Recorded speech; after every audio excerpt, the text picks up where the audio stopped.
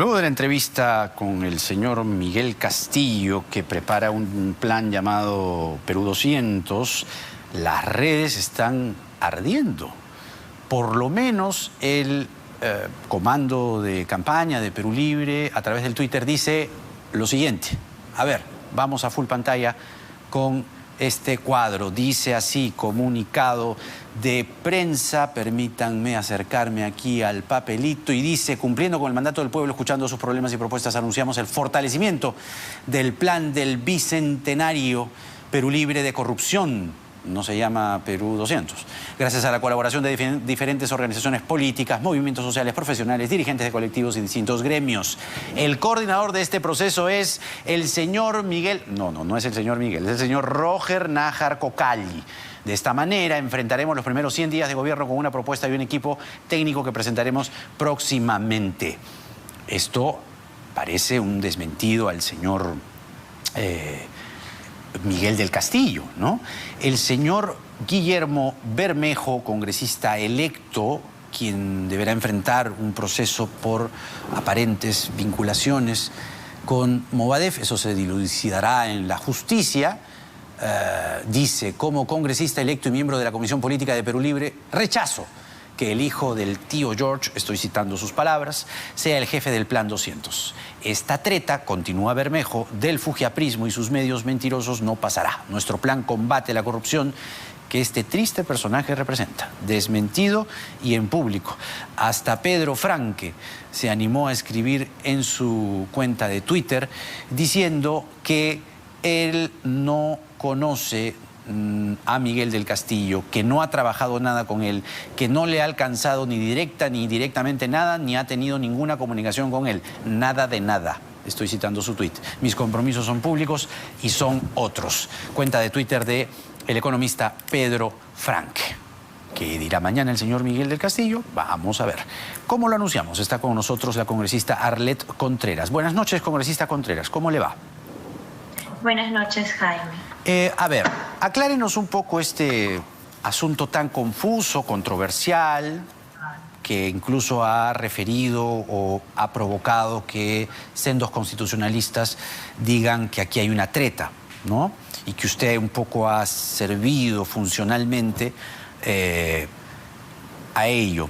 Usted presenta un proyecto de ley llamado Acceso a Internet como Derecho Fundamental. Buenísimo. Creo que es buenísima la idea. Pero no sola, y ahí se amplía y llega esta cuarta legislatura, ¿verdad? Pero ahí se añade bicameralidad, cuestión de confianza, vacancia. Y al final el documento, permítame, con esto termino, al final el documento que arroja la Comisión de Constitución son estos temas y el suyo. ¿Qué pasó?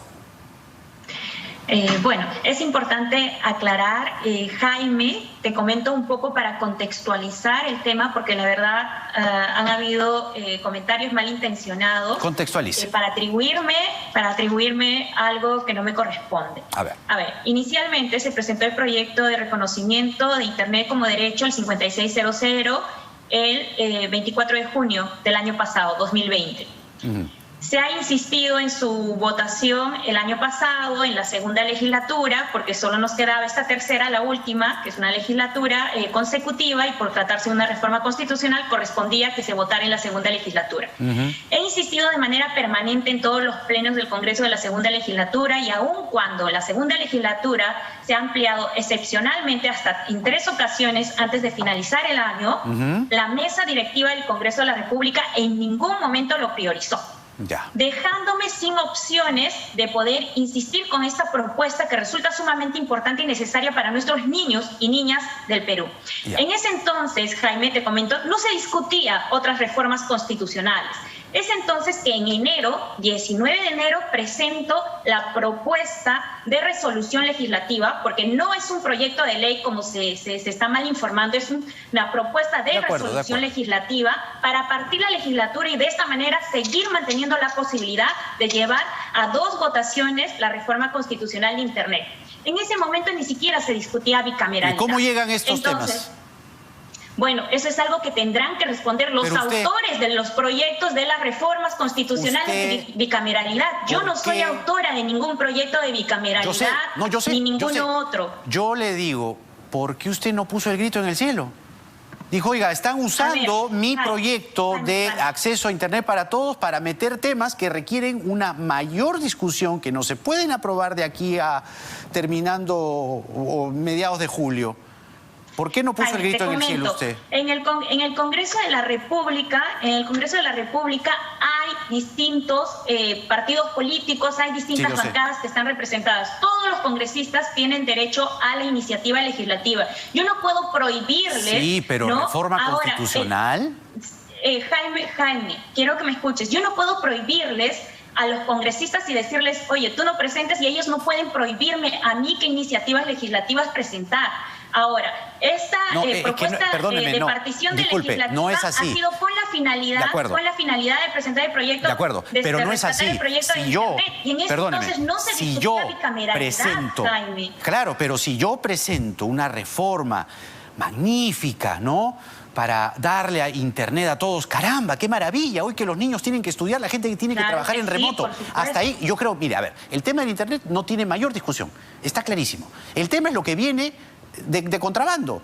Si yo presento una propuesta como la de Internet para todos y vienen, a ver, vamos a transparentar las cosas. La bicameralidad, perdóneme, la bicameralidad, congresista, termino aquí. Yo no la soy bicameralidad, tampoco. No, perdóneme, es que ya le digo, el acceso a Internet no hay discusión. El tema es lo que viene por lo bajo. La bicameralidad, la gente mayoritariamente no la quiso en el referéndum. Y además, lo otro es la cuestión de confianza, ¿para qué? Luego, la votación o la posibilidad de... La bicameralidad no es solamente eso, sino es que los actuales congresistas puedan entrar en el Senado del 23. Entonces, ¿por qué? ¿Por qué se hizo esto y por qué usted no puso el grito en el cielo? Le he preguntado. Jaime, te comento. Yo no soy autora de bicameralidad, tampoco de cuestión de confianza, que son las reformas constitucionales que están llamando la atención y que ahora se están criticando. Para empezar, tampoco soy de las congresistas que podría postular de aprobarse la bicameralidad porque no cumple los requisitos. Entonces, mayor interés no tengo en ninguna de las dos reformas. Mi interés es el proyecto respecto a Internet. Ahora, yo no puedo excluir y no puedo decir, por ejemplo, que las legislaturas se partan única y exclusivamente para algo en específico porque ya no me corresponde. Yo no soy presidenta de una comisión. Estas propuestas, como todas, pasan a una comisión especializada y se debaten en ese espacio y finalmente se toma una decisión y por consensos y por votos de los integrantes de la comisión es que se decide. Pero usted no está de acuerdo. Una responsabilidad. Perdóneme. ¿Usted está de acuerdo con que ingrese la bicameralidad, ingrese la cuestión de confianza y que ingrese la vacancia?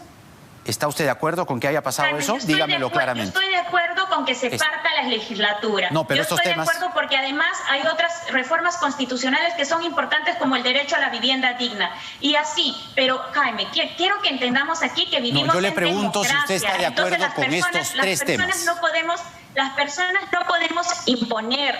Aquí no se trata de eso. Yo le pregunto. Todos los congresistas tienen la facultad de poder por transparencia, congresista, ¿usted está de acuerdo con la iniciativa? Yo particularmente no estoy de acuerdo con la bicameralidad. No está de acuerdo. No estoy de acuerdo y tengo argumentos que no me han dejado ni siquiera aducirlas en el Pleno del Congreso el 22 de abril porque me apagaron y la cuestión de confianza también. Imagínense, ese es el tipo de democracia que se está aplicando en el Congreso, desde la mesa directiva en el Congreso de la vacancia y la cuestión de confianza también está en contra. No tengo mayor conocimiento sobre el tema porque no he estado en la discusión de la comisión. Yo no soy parte de la Comisión de Constitución, Jaime. Entonces voy a ser responsable y esperar el debate, ¿no? Porque eso es lo que se hace, se debate en el Pleno del Congreso y finalmente se adopta y se toma una decisión. La escucharemos en el debate.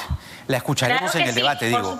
Eso es importante. Disculpe, una última pregunta. Es importante, Jaime, dejar en claro que yo no soy autora de los proyectos de bicameralidad. Es que no lo he dicho. Porque se me está atribuyendo la finalidad de bicameralidad a mi persona y eso no es así. No, lo que creo que se está atribuyendo... Yo soy autora del proyecto de ley de reconocimiento de Internet como derecho, que muchos candidatos en campaña electoral lo han utilizado, pero el problema persiste. Entonces, ¿quiénes se preocupan por los niños, por las niñas al interior del país que no pueden continuar con sus estudios? Perdóneme, lo que se le está atribuyendo es que a partir de este proyecto entra La bicameralidad. Pero esa no es mi responsabilidad, Jaime. Yo no tengo control sobre eso. Yo no decido eso. Yo no siente que la han usado. La que decidí. Siente que la han usado. Es que, Jaime, antes de que se pudiera cuestionar o se pudiera debatir bicameralidad, yo ya había presentado mi proyecto.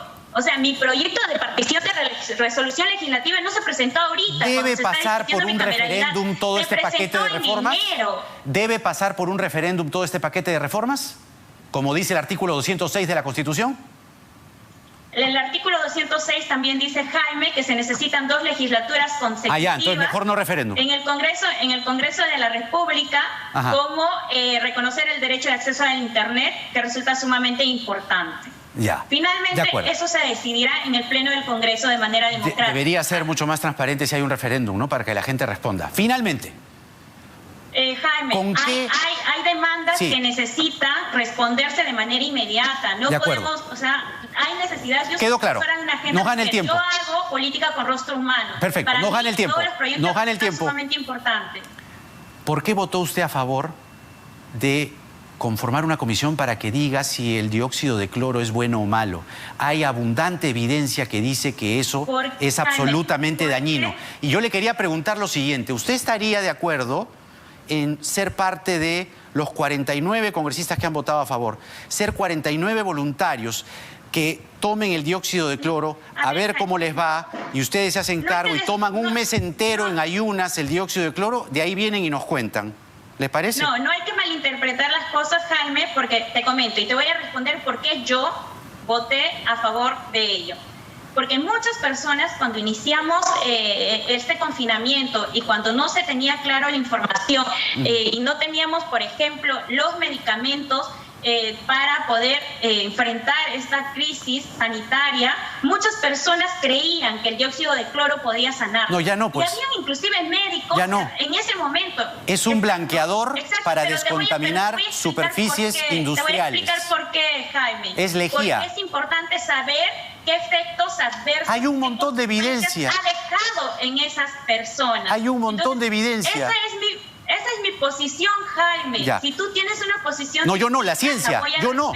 Yo no, la ciencia. Sí, está bien, pero tampoco estaría por demás saber con precisión qué efectos adversos han dejado en nuestro país. Efectos adversos mortales. La FDA ha recibido reportes de personas que experimentaron eventos adversos graves después de tomar un producto de dióxido de cloro, incluyendo insuficiencia respiratoria, insuficiencia hepática aguda, ritmos cardíacos anormales, posiblemente mortales.